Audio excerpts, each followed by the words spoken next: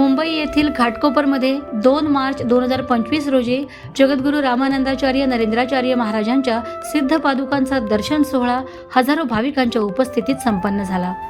या सोहळ्याचे औचित्य साधून जगद्गुरू नरेंद्राचार्य महाराज संस्थानाच्या शैक्षणिक उपक्रमांतर्गत मुंबईतील विविध शाळांना 10 संगणक, 2 प्रोजेक्टर आणि 80 गरजू विद्यार्थ्यांना दप्तरांचं वाटप करण्यात आलं।